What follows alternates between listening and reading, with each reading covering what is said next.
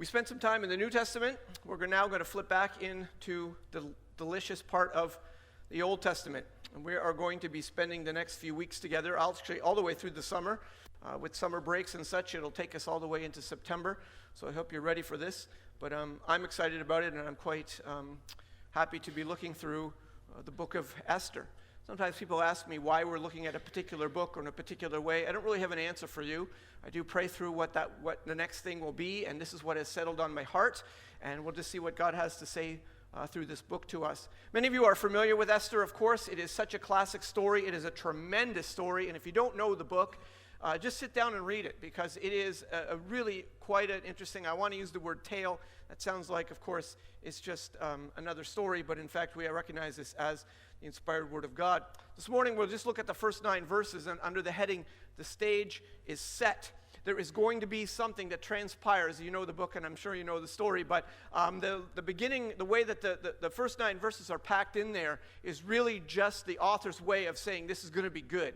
Wait till you see what happens next. Let me introduce you to somebody important. And so we'll just take a few minutes to look at the first 9 verses as we proceed this morning. Before we do, just tell you a little bit about the book of Esther itself, because it is a unique book. It is one of only a handful of books in the Bible where we do not know the author. That does not pose a problem for us in terms of inspiration or in terms of it being canonized in the Bible.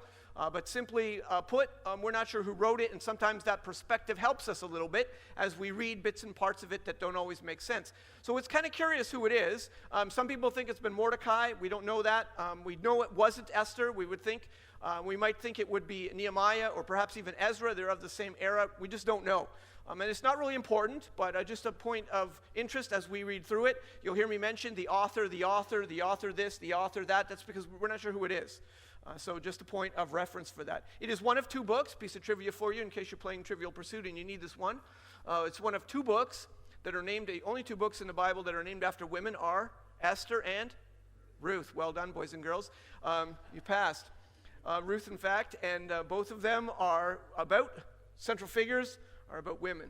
And interestingly enough, this is also one of 2 books that God is nowhere mentioned in the book. This has been somewhat a measure of consternation for people in even putting the book initially, even allowing the book to be in the canon. It caused some eyebrows to raise.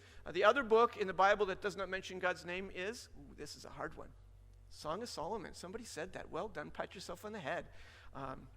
Give yourself a spanking. Good job. Song of Solomon. This is an interesting little quirky thing. There is no mention of God in the book. And on the surface, you might wonder why that would be. Prayer is not mentioned formally. They talk about fasting. The temple is not mentioned. The law is not mentioned. Anything to do with their religion is really not involved in the story. In fact, you could literally, practically take out the word Jews and insert any ethnic group, and you would read the story as another story. There's nothing really to connect it, ultimately, to the Jewish people, except they use the word Jews. That is a fascinating piece of trivia in regard to this book. Why is it so silent in regards to the things of God? We don't get any doctrines from this book. We don't find any theology in this book. We don't find any teaching of that the church has used in this book. Why is this book in our canon? Well, let me tell you, it has nothing to do with inspiration. We believe this book does belong there. In fact, God oversaw the writing of this book. This is not an issue for us. That's not what I'm trying to say, but it's just a quirky little piece. And it really has to do with the major theme and the tone of the entire story. There's something that's going on behind the scenes, something that is silently happening, so silent that it's not even mentioned in the book. And really, the theme of the book, the major theme, is the providence of God. The word providence is a word that we get from 2 Latin words, pro video. So where we get our word video, actually, to see something. And pro is beforehand. It has the idea of seeing something beforehand. That is the major theme of this book, is the providence of God. Now, I'm just going to take a few minutes to define that for you, because some of you might not know what I'm talking about. As you know, some of you know, I'm married to an American, and at one point, we were having a little family get-together, and one of my American relatives asked me, What providence do you live in? Thinking they were being so helpful and so, and I said, the providence of God. Made absolutely no sense, but it was a perfect answer to the question. The question they were asking was what province, in case you haven't followed that yet. But then, let me just define the word in case, as there are some Americans in the room, did I mention my mother-in-law's here today? That's why I am on such fine form and such good behavior today, by the way. Yeah, I'm just a little bit nervous. It's not true. Make sure you say hello to her. Or not, it's up to you. At any rate, alas, I digress. The providence of God is really a sub-issue, a sub-doctrine, if you can even say it that way. It's part and parcel of a greater doctrine that we talk about in Scripture regarding the sovereignty of God. You know the word sovereignty? It has to do with a sovereign, with a king. Psalm 103, verse 19, for example, gives us a glimpse of what we're talking about. We talk about the sovereignty of God, the rule of God. The Lord has established his throne in the heavens. This is a poetic expression. What does it mean? He's not here on earth. He's above us. He's beyond us. His throne, his rule, his reign is above all things. And his kingdom rules over all. What is that saying? He is the king of every molecule in the entire universe. He owns it all. He rules over it all. He oversees it all. He is the ultimate king to whom every creature must submit and bow their allegiance. Absolute allegiance is owed to this supreme king. It's his sovereign rule. Now, under that heading of God's sovereign kingship, we have this idea of his providence. It's kind of connected, but it's actually a subpoint in regards to his sovereignty. Let me give you a definition, if you will. Louis Berkhoff, I just stuck his picture there because if I threw the name up, you might not know him, unless you are familiar with good theology books. His systematic theology book was a mainstay for many, many years in Bible schools and colleges alike in the middle of the last century. Louis Berkhoff is a great guy. Dutch Reformed, actually. Oh, that's kind of sad. Anyways, just kidding. Just kidding. Here's what he says about the providence of God. The definition. It is that continued exercise of the divine energy whereby the Creator preserves all his creatures, is operative in all that comes to pass in the world, and directs all things to their appointed end. Did I read that too quickly for you? He sustains everything. He holds everything together. He is operative in everything that happens. It's a part of him. It comes out of him. And he makes sure everything happens towards his directed conclusion. Here's a modern-day definition of the providence of God. Wayne Grudem is actually one of the editors of the ESV Bible that we read from. Here's what he says. The preservation, care, and government which God exercises over all things that he has created in order that they may accomplish the ends for which they were created. Sounds like a convoluted sentence. If you break it down and read it slowly, it really is quite a good concept. This is an example of it. Ephesians 1, verse 11. In him we have obtained an inheritance, having been predestined according to the purpose of him who works all things according to the counsel of his will. What is the providence of God? In the sovereign rule of God, where he rules and reigns over all things, he is not a passive God. He is such that he is involved in all of his creation, to the degree that he has a plan, a reason for everything that is. And he is working in and through the circumstances and situations of life to accomplish the purposes for which he created that thing, for which he brought a circumstance to pass. Everything has a purpose. Everything has a meaning. Everything has an end game. There is no random circumstance. It is always under the great sovereign rule of God, guided by his providential hand. Here is what we're saying. It is God present and working through all that comes to pass in the world, and directs all things to their desired end for which they were created. And a key point, if I haven't hammered this home and made you bored already, a very, very important key point in regards to the providence of God. This is important. As if everything I haven't said isn't already important. The providence of God, if you want to understand it, this is key to the book of Esther. It is the through natural means. When we talk about the providence of God, we're talking about God working in and through the natural order of what he has created, excluding miracles. There was a time, for example, when the people of Israel were captured in Egypt and God decided to lead them out of Egypt. And he did so through Moses, and he performed amazing miracles. 10 plagues and the parting of the Red Sea and et cetera, et cetera. And as they wandered through the wilderness and they got water from a rock and manna was provided and there were miracles, miracles, miracles. This is not seen as the providence of God. The providence of God comes in line when it's just ordinary happenstance, just interesting little turn of events. And that is why the book of Esther is so interesting, because the silence of God in the book of Esther by no means indicates the absence of God in the book of Esther. The whole point of this book is to point to us what it looks like that God is actually working in and through the most ordinary of circumstances where his name is never even mentioned.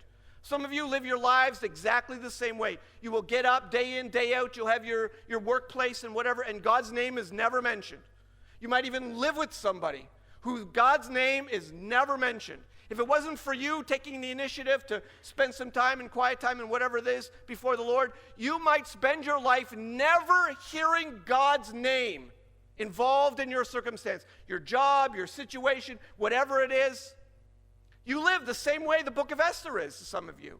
But that doesn't mean that the silence of God indicates the absence of God, and that's where this book brings so much meat and potatoes to us. It is right involved with our everyday lives, because God, we cannot escape the very presence of God. Let me just give you an interesting example. As I was working through this and reading through and thinking about this earlier this week, an interesting little thing happened.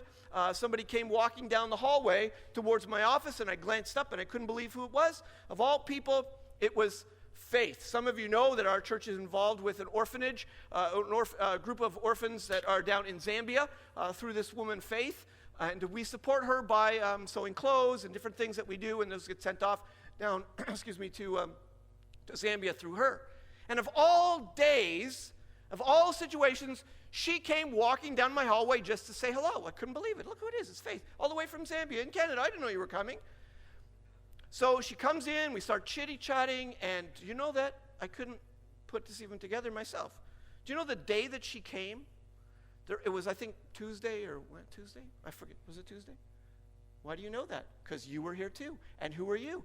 You are the head of the Faith's Orphans. And it so happened that there was a group of ladies, the committee meeting was gathering downstairs, working on some issues with Faith's Orphans and putting some things together. And it struck me, how intriguing that the very day that Faith, all the way from Zambia, flies to Canada, is passing by, decides to stop in the very moment when the very people who are working with her orphanage are downstairs, and they've probably got questions for her and for each other and different things. And I said, Faith, I've got someone to introduce you to.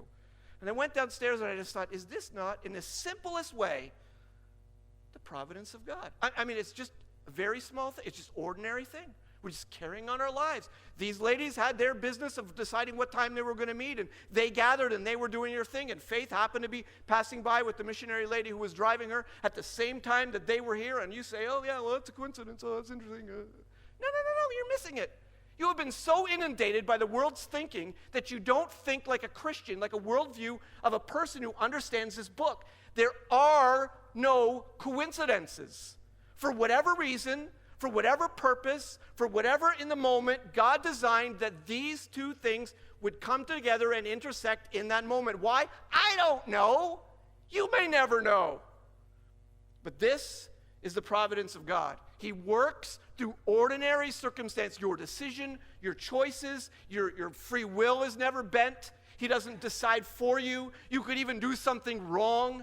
He will use that wrong to ultimately accomplish his purposes. You can never thwart his purposes. You can never circumvent the end result. He will always get the end result. He is a master at using and knowing everything that's going on, every decision people will make, and he weaves and connives, if I can use the word, and puts all the pieces together so that the end result is always the end for which he purposed in the first place. And you become a part of a great story in the history of God's story. This is the providence of God. Let me give you another example that I think is a little more dramatic even than faith showing up randomly on a Tuesday. Let me read this to you. In the late 1800s, a member of British Parliament went to Scotland to make a speech. He got off the train in Edinburgh, then took a carriage south toward his destination. Unfortunately, the carriage became stuck in deep mud. A local farm boy came to the rescue with his team of workhorses. In his gratitude, the politician offered a reward, but the boy refused, saying he wanted nothing. Well, persisted the legislator, is there anything I can do for you? What would you like to do with yourself when you grow up? I'd like to become a doctor, the young man replied. The member of parliament promised to do what he could, and in fact, secured admission to the university for the young man. More than 50 years later, during World War II, Winston Churchill lay dangerously ill in Morocco, suffering from pneumonia. A new wonder drug was administered to him, penicillin, which had been discovered by Sir Alexander Fleming, the Scottish farm boy of so long before. And the politician who had sponsored him to the university, it was Randolph Churchill, the father of Winston. What? You couldn't make that up if you tried to make that up. I mean, here's a random circumstance. The thing is stuck in the mud. A boy chooses to come. He decides of his own volition. Then this politician decides of his own free will to do something for this boy. This boy then decides to become and does and discovers and then ends up saving the son of the child, the man who had what? The providence of God cannot always be seen, but it always exists.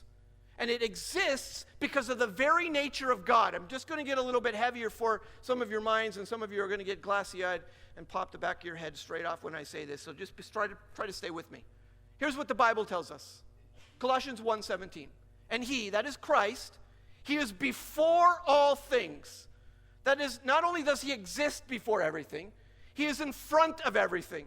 He is higher than everything. He is before all things, and in him all things hold together. Simple phrase, but tremendous little piece of information. In him all things hold together. Now, there's a doctrine of aseity in regards to the character of God. You're going to continue to pretend you're interested in what I'm saying. The doctrine of the aseity of God is that God exists because he alone possesses being. God is a being that possesses existence. Anything that exists can only exist because God, who alone possesses being, chooses to allow it to exist. You are a human being because God allows you to be, because he alone possesses all being and he holds all things together. The only reason your heart beats is because God, in his sovereign providence, allows the natural world to allow your heart to beat. The only reason you are able to draw a breath is because God, in his mercy, allows you to draw a breath.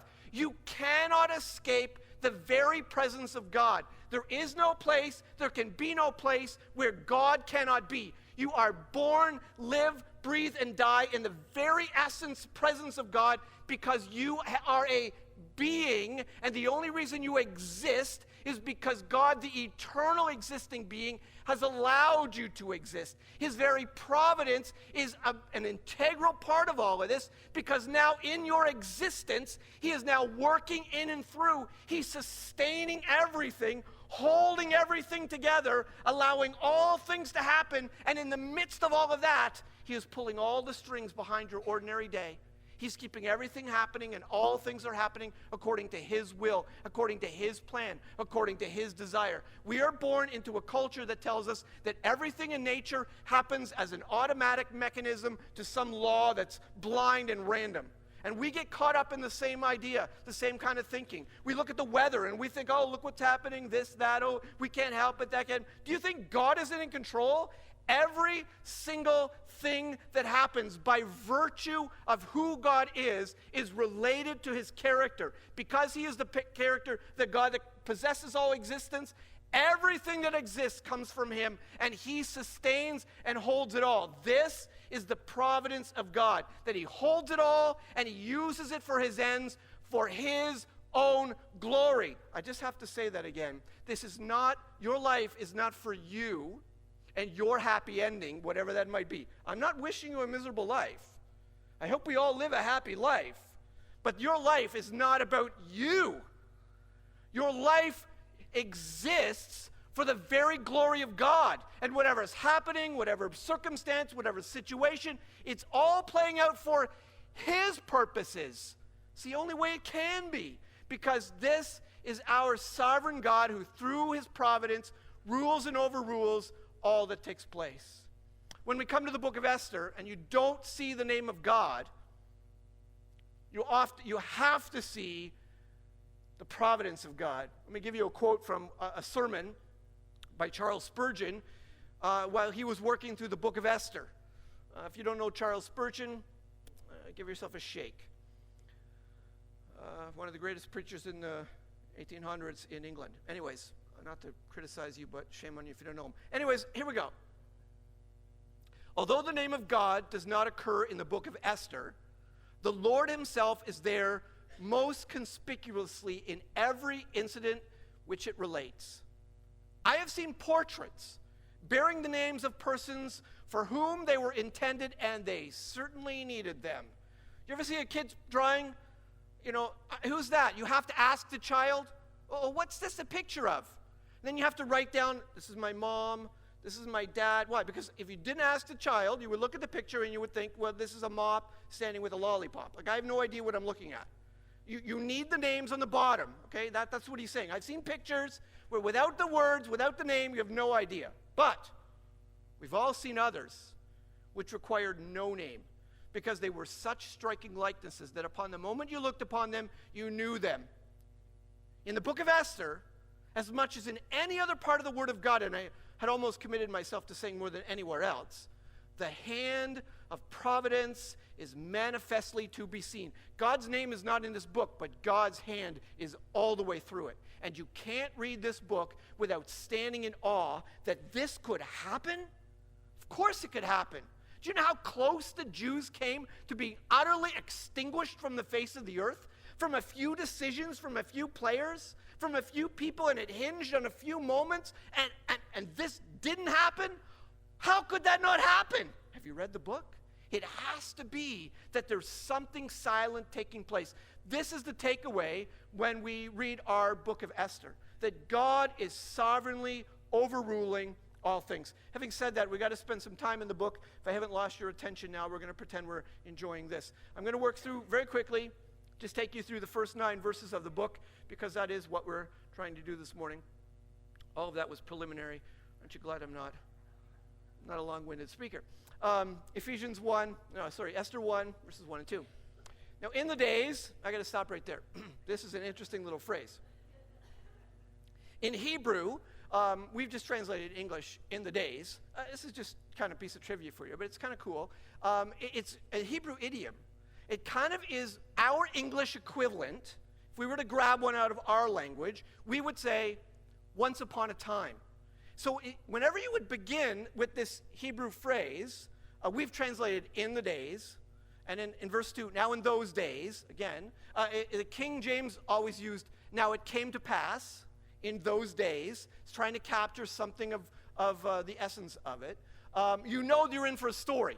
Whenever you read a story that begins, once upon a time, now in the days of, this is an interesting one. You're ready to settle in. So every Hebrew reader would know, here comes a tale, here comes a story of Ahasuerus. Now, some Bibles have the name Xerxes. Xerxes is his Greek name. Ahasuerus is his Hebrew name. I do not know how both names are the same person. I mean, Pierre and Peter, you can see how that works. Different languages to a different name. But Xerxes and Ahasuerus, I don't know. It's the same name, it's the same person, and if you're confused by that, that's why they did it, just to confuse you. Now, in the days of Ahasuerus, the Ahasuerus who reigned from India to Ethiopia, over 127 provinces. Now, because we have some Americans in the room, this is not very nice to say that, is it? I had to put a map up. From India to Ethiopia, well, where's that? What is that? Is that big? How small is that? Where does that go? So I decided to put, it's not very nice, is it? Now it's my opportunity.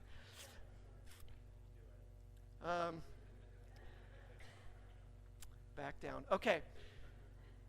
That's a big place, okay? It's most of modern Europe, and for the most part, and this is what the author wants you to see, and this is why the author stresses the fact that it's from India to Ethiopia, over 127 provinces, trying to show you that this is the Ahasuerus who is the supreme ruler over a major world empire. Okay, so Daniel gets captured and goes to Babylon. Babylon gets captured by Persia. Who is the king that captures and conquers? It is Ahasuerus' grandfather. So Ahasuerus is 3 generations later, now overrules basically the entire known world. And is very, very large. Canada, just for the sake of giving you some ideas of sizes, Canada is 9.9 million square kilometers. I Googled this, so clearly it's obvious, accurate information. Persia at the time was 5.5 million. So that just gives you some idea of land mass. It's not as large as our country, but certainly gives you a sense of the vastness. And what this means is, what is actually going on here, is basically there was one nation, right? And Persia was it. It had swallowed up almost the entire known world. And this man was ruling and reigning, as the text tells us, in Susa. I just drew a circle there. You could see where it was. They picked a place sort of in the middle of this entire kingdom where he had his kingdom set up. The whole idea is the author wants you to see this man is a king that rules a vast kingdom. Remember we were talking earlier about a king who rules over a bigger kingdom? There's going to be a contrast going on here. This is the king who rules over everything, who's going to come up against the king who actually rules over everything. There's actually a relief that we found of King Ahasuerus. He's known in history also, of course, as Xerxes. This is one of the motifs that has inscribed when they have discovered his remains. They're not his personal remains, but some remnants. The great king is what it says of him. The great king, the king of kings, the king of the lands occupied by many races, the king of this great world. Now that sounds like a brag, you know. I'm the king of the kings. This was a statement of fact. I mean, it could be bragging, but he's bragging because it's a statement of fact. He is the king who occupies all the lands of many races. This is the ultimate king. So that's the king. And that's what the author wants you to see. We are talking about a supreme ruler. In the 3rd year of his reign, he gave a feast for all his officials and servants, the army of Persia and Media. So Media and Persia are 2 different nations. They've come together. They only are hanging together because Ahasuerus, his father is Persian and his mother is from Media. And so the Medes and the Persians didn't get along, except this guy brought them together. So anyways, the army, they sort of stayed together for a peace. The army of Persia and Media and the nobles of the governors of the provinces were before him, and he showed the riches of his royal glory and the splendor and pomp of his greatness for many days. 180 days. Do you know how long 180 days is? 6 months. That's interesting. For 6 months, he decided to have an open house in Susa. He wanted to show all of the people who were leaders in his kingdom, not only how many of them there were, but how great he was. And in order, perhaps, we don't know the reasons, perhaps to try and build some unity, keep this together, he wanted to show all of them what's going on. This is the kingdom. I'm in charge. Everybody come. It's for 6 months. We don't think everybody came for 6 months. It would seem there's probably some rotation to it. But for 6 months, there was an open house. Come and let me show you my kingdom. Come and meet together, and we'll see each other. This was probably also, as I said, for political reasons, but not always. Could you imagine if Queen Elizabeth had an open house at Buckingham Palace, an open house to anybody? Would you go? I think I would. I don't know. I think I like the Queen enough that I'd be curious to see, if she lets me look in her closets and whatever. Would you not want to go? this is what he did. He had an open house for anybody who wanted to come. I did a little bit of research on this because I found it interesting myself. Just to put in perspective even, what would be going on in Susa. This is one woman who owns one house, and this guy had more than Queen Elizabeth has now. Okay? If you can get your head around that. Buckingham Palace, just by way of interest to you, has 775 rooms. These include 19 staterooms, 52 royal and guest bedrooms, 52 bedrooms. How big's your house? Oh, we have 52 bedrooms. Yeah. 188 staff bedrooms, 92 offices, 78 bathrooms. Now, I wouldn't mind just walking through looking at the bathrooms in Buckingham Palace. I bet that the king in Susa, he had more to show than the Queen of England does. Okay? Just give you some perspective. So this man, in all of his pomp, reigning over the whole world, he's put on a big show because he is the king of all kings. Or so he thinks. Well, he is in a physical sense. Now, when these days were completed, the king gave for all the people present in Susa, the citadel, that's his castle basically, both great and small, a feast lasting 7 days in the court of the king's garden, in the king's palace, in the garden of the king's palace. So now he's going to have a big party, 7-day party. That's quite a party. This is how it's described. Now here's an interesting little piece of tidbit that doesn't matter to you and doesn't really care, but I'm going to tell you anyways. This reads like an eyewitness. We don't know who wrote the book, but whoever wrote this, we get the impression, the distinct impression that they were there. There were white cotton curtains, violet hangings, fastened with cords of fine linen and purple to silver rods, and marble pillars, and also couches of gold and silver. That doesn't sound very comfortable. It sounds kind of slippery, doesn't it?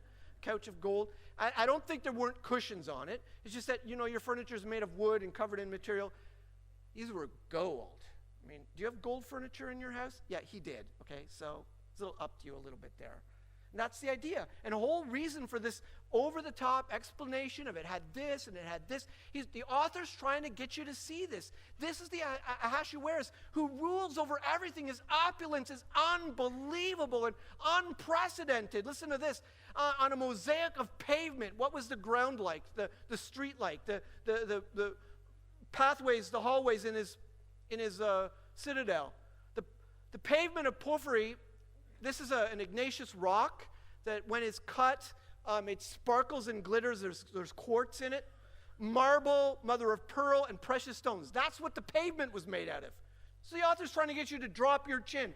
Whoa, this place was amazing. Yeah, this was King Ahasuerus. He's setting the stage. This great, pompous king who rules the world. He's going to come up against another king who, surprisingly enough, King Ahasuerus can't overcome the other king in spite of all of it that he's got. Drinks were served in golden vessels of different kinds. The royal wine was lavished according to the bounty of the king, and drinking was according to this edict. Now, this is interesting. We actually don't really understand this Hebrew phrase. There is no compulsion. It's kind of an odd turn of words. You kind of get the sense of it, but we don't fully grasp it. But the next phrase kind of helps us to understand a little bit of what it means. For the king had given orders to all the staff of his palace to do as each man desired. So what we think this basically means is the bar is open. We do know that the ancients believed that being intoxicated brought them closer to the gods, that there was something good about it. In fact, a lot of Persian politics only happened when they were plastered out of their minds. It's true. And then the next day, when they came to, they would look at the decisions that they made and decide whether or not they would keep them. I'm not making that up. So because of the history of Persia and what we know of ancient Persia, it's entirely possible that there was, that was what was being ordered here. And an edict is the first time we get the word edict, but it means it's a command that cannot be retracted. Okay, so that is the stage. So here you have all of these people gathered around for this massive 7-day celebration of King Ahasuerus and all of his pomp and all of his excitement, and everybody is to just let loose. By the way, did you read that it said that this was for everyone? Where did I read that? Verse 5. Those days that were completed, the king gave for all the people, both great and small. So can you imagine being a peasant and being invited to the king's palace and being told you can do whatever you want in the palace? Woo, I'm swinging on the curtains. I mean, I can do whatever I want. That's the picture here. You can do whatever you want. Oh yeah, you can do whatever you want. You have free will, complete free will. Oh yeah, you have complete free will. But guess what? The end result will already be what God has determined the end result will be without ever circumventing your free will. This is setting the stage for an interesting story. Queen Vashti, verse 9, our last verse this morning. I know you're excited to hear that. Queen Vashti also gave a feast for the women in the palace that belonged to King Ahasuerus. This is just a little aside. Kind of sets the stage for next week's message. Kind of sets the stage for where the story begins. There's no reason that the women and the men are separated. There's no political or cultural reason. But verse 9 tells us that's what happened. So, of her own free will, whatever's going on, Queen Vashti decided, I'm going to have a party for the women on this side of the citadel. So, she's doing that while the men are doing this. If you know the story, you know that's going to set up for a very interesting turn of events. When this great king, this guy who rules over everything, makes one request, and Queen Vashti says, no. Can't say no to the King of Kings. I rule the whole world. And by her own free will, we get into the book of Esther. And we find that, in fact, God has got a story that unfolds behind the scenes that you never see his name. But in fact, he is directing and overseeing all that happens. We began the service this morning by reading 1 Peter 2, 9 and 10. I want to read it to you again. I'm going to go a little bit slower, but I want you to understand why we started the service this way, and hopefully this will make sense as I try to put a bow and land this plane shiny side up. But you are a chosen race. If you know the context, you know that you is not a generic you. It's a specific you. You, meaning those people who have found salvation in Christ. Those people who know that they have been redeemed and, to use Peter's words, born again, and that they are, in fact, a part of the kingdom. You are a chosen race. That is an interesting expression. You are chosen. You aren't randomly born. You are chosen by the sovereign providence of God. He allowed you to be born into your circumstance, into your family, into your whatever situation, whether it was a Christian home or not. He has overseen your entire life and brought you to a place because he chose you to make you a royal race, a chosen race, a royal priesthood, a holy nation. Not your Canadian passport or whatever passport you carry. That's got nothing to do with it. You have become a part of another nation, another people group. You have become a part of something far greater because God decided in his providence to choose you and make you a part of a greater story that is going on in the history of the world for his glory. You have been allowed to enter in to a greater situation that is going on through all time, and you are born in a little tiny blip of history, and you are living for a few breaths of life, and you are doing your few little things that you do because God has chosen to use you as a part of his great big story that's ultimately culminating in his glorious presence in the book of Revelation. If you haven't read it, you need to give yourself a shake. A people for his own possession. That's an amazing statement. You are not just on your own. You are not your own. You are bought with a price. Therefore, glorify God in your body. You are bought and purchased to be owned by him, to be used by him for his ultimate end. That you might, why? that you might have a very happy, long, and prosperous life and die a wealthy person happy. Is that what it says? No, that's not what it says. I'm sorry. I read it wrong. What does it say? Why? Why? That you might proclaim the excellencies of him who called you out of darkness into his marvelous light. Once, you were not a people. You were just random people that were born. You had no lineage. You had no importance. You were born under the wrath of God. But now, you are a people. Once, you had not received mercy, but now, you have received mercy. Can I just encourage you this morning that you cannot escape the providence of God? He has caused you to be born into his kingdom for his purposes and for his ends. He has a reason for the circumstance that you're in your life.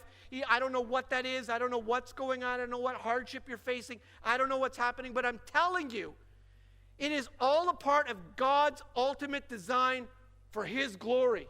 Because you are caught up in a story in history that is being played out, and you are in the middle of it, and you are a player in it, and you are a part of it, and you are not an accident that you are. Because God has so chosen to allow your life and your circumstances to be a part of the great story that he is weaving for all of time. Can you see him? Can you hear him? Are you going through your everyday experience trying to tell yourself that's happening? Welcome to the book of Esther. You don't see God. You don't always know God is there. You can't even believe this circumstance came from him. But his hand has to be behind it because he is the God who possesses all existence. And the only reason you exist is because God is holding all things together and allowing you to exist. And you are captured in him because you are in him and he is in you. In him we live and move and have our being.